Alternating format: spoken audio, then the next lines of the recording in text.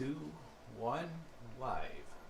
Well, here's your old Uncle Lloyd, or maybe your grandpa, and I have my collection of stories here, and I'll read you some of them. But before I do that, I want to read the preface to this book.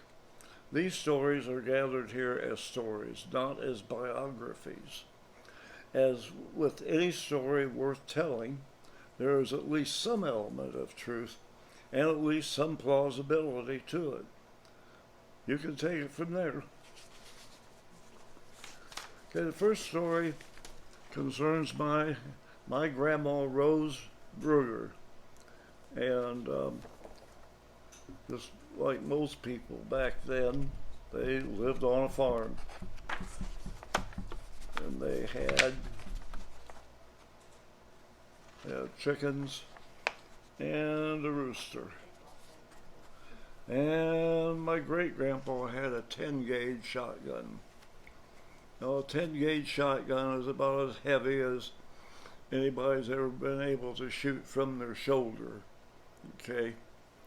So, great-grandpa had his infamous 10-gauge double barrel.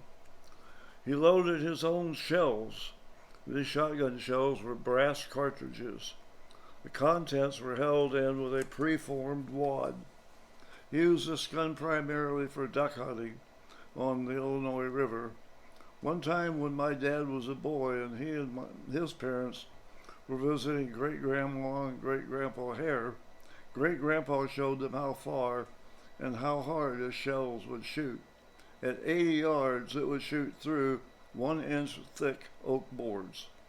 Today, when we read about shooting these old shotguns, we are cautioned to use light loads because the barrels may split if we shoot heavy loads. So why didn't great-grandpa's loads, which I would be afraid to shoot in any gun, split his barrel into shreds? Speaking of this cannon, Grandma had a very interesting experience with it, removing a nuisance from the barnyard. The nuisance, I'll get it, the nuisance, there, was one of the meanest roosters that ever lived. One day when her parents had gone to Pekin for supplies, the children decided to do away with the rooster. And of course, the age, let's see, I'm going to skip that part. Okay, back to the rooster. They decided to shoot it with the only gun they had, great-grandpa's 10-gauge, with its overloaded shells. Who would shoot the gun? I don't know how Grandma was chosen, but she was to be the executioner. They loaded the gun like their father always did, dropping a cartridge into each barrel. Now they cocked the hammers back.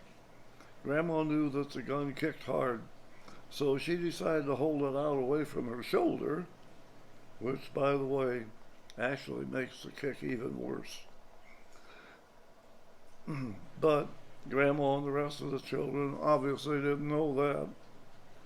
They now proceeded to the barnyard in search of the monster. They set Grandma in one location and told her to wait. They would draw the rooster to her, which they did.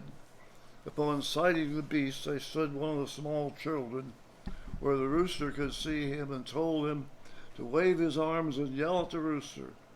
Of course, upon sighting a potential victim of his wings and spurs, the rooster came on in a cocky gait. When he came in front of the straw stack, Grandma, who had been hidden from his view, raised the gun.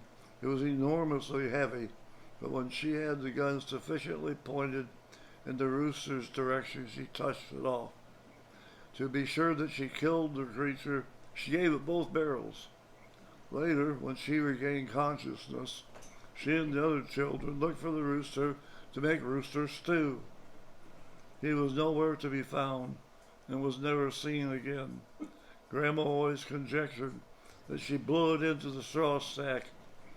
My own conclusion is that, without even packing his bags, the rooster left in search of another county where he could flop and spur little children without interruption. A week or two later, Grandma could use her arm again. like all farms, you gotta have a dog, you know. So, sure enough, Grandma's family had a dog, and he was getting real old, and had a funny incident about him. Grandma told me that that old dog was deaf. One day when they were by the train track doing who knows what, the old dog sat up by the track with his tail across one of the rails. Eventually, a train was heard in the distance. They started yelling at the dog, but of course it was deaf and couldn't hear them. They got to where the dog could see them, and they jumped up and down and waved their arms. They were afraid to get too close because they might get hit by the train, but the old dog just sat there, apparently entertained by their actions. The train came by and clipped off part of the dog's tail. Grandma was very talented in embellishing her stories, so sort out for yourself what you think is reasonable and likely and what isn't. Let me look at my table of contents here.